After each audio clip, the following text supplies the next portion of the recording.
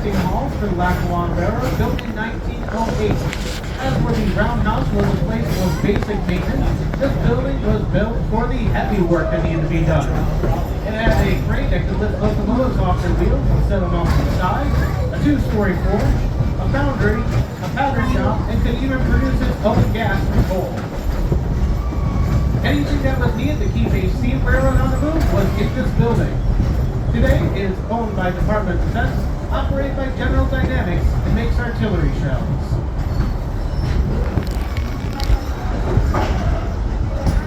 I would love to take you on a tour of this building, but if we do go on that tour today, you're going to have to find your way back to the parking lot, and somebody's going to have to tell the ranger at the front desk that I need bail.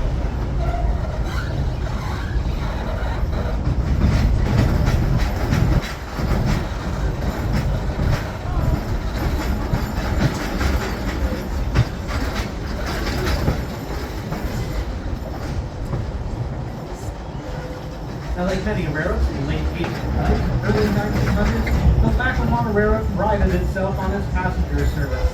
But the Lackawanna had an advantage, and that's that it was burning anthracite coal, that cleaner burning coal. As such, to advertise this to the public, they created a character by the name of Phoebe Snow. Phoebe Snow was often depicted in gowns of white to say that if you got on the train in Buffalo, New York, by the time you got to New York City, your clothes would be just as clean as when you got on board. She was accompanied by fancy signals such as Phoebe says and Phoebe knows, that smoke and scissors blow up the boat.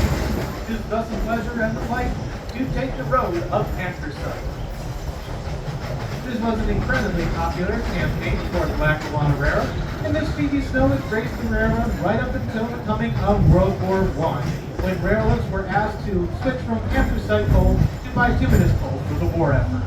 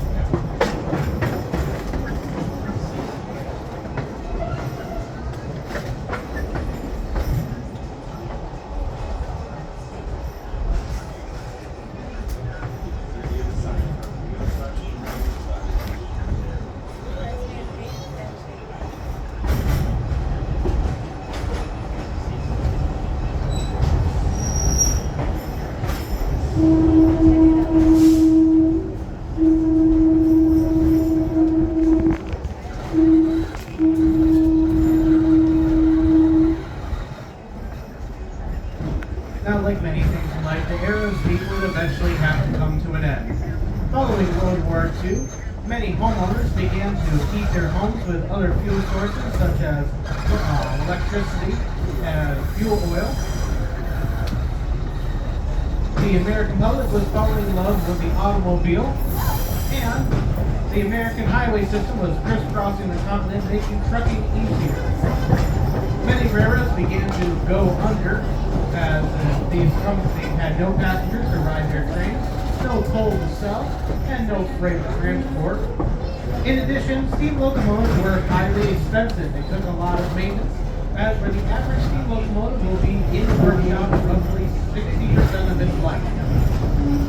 At the same time, railroads began to switch over to diesel technology and hopefully save their businesses. The average diesel locomotive will only spend 20% of its life in the shop, which created a big savings on labor, parts, and time. Unfortunately, this switch of people will not fully save the railroads, and many of them will begin to go under.